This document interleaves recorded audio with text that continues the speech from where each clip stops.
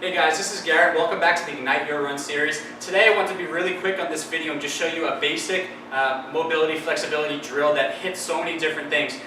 So oftentimes I see with most of the distance athletes that I work with, they're very limited for time. They get in, they get up early, 5, 6 a.m., they get through their run, they go through their training, and then it's usually shower and get into work. And most of them are pretty busy throughout the day, so they really try to get in and get moving. And they skip the whole dynamic warm-up, mobility, flexibility, cool down, that whole routine. So I want to show you just a basic drill. It takes about 1 to 2 minutes. Again, works on flexibility in the quad, through the hips, the glutes, thoracic spine, a lot of these muscles that you're hitting and really stressing throughout your training. And also incorporates some good diaphragmatic breathing. So how can we breathe? Full exhale, try to recover, try to get through better range of motion.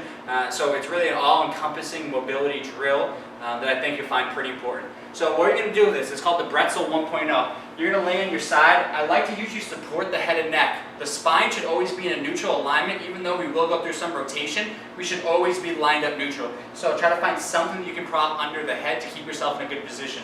So side lying, here, head is supported, head's neutral. So what I'm going to do, I'm going to bend this top knee. I'm going to bring this knee flat on the ground. Using my lower side arm, I'm going to hold this leg in place.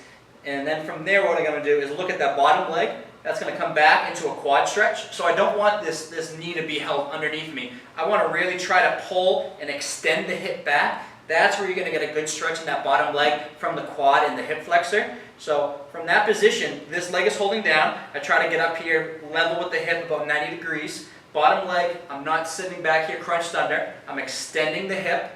Then from there, all I'm going to do is work on my breathing. A couple of really deep breaths in through the nose, out through the mouth.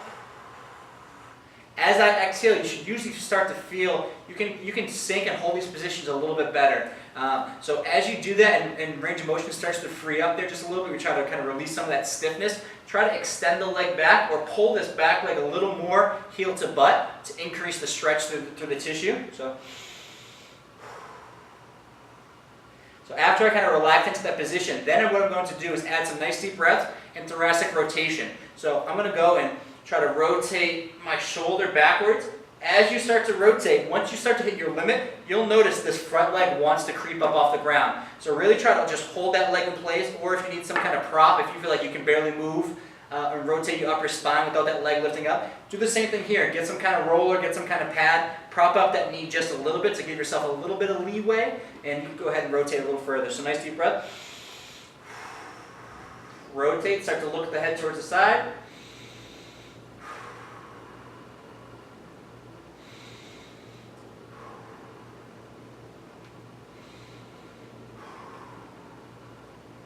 So that's it for me. That's about my limit right there. I noticed this front leg started to raise up. So again, pretty good, very, very simple mobility drill there to help loosen up a lot of the tissues that you're stressing throughout your workout. Another reason I like this because it tells a lot from side to side. It tells you is one area of the body tighter than the other. Typically, as I sit in this position, there's one side that I feel a lot of hip and quad tightness. On the other side, as I start to rotate, I start to feel a lot more through the obliques and QL. So it tells you how your body is from a side-to-side perspective. Is there more tightness in this area or is it in this area? So you can go ahead and then add in additional stretches to help target those areas where you're more restricted.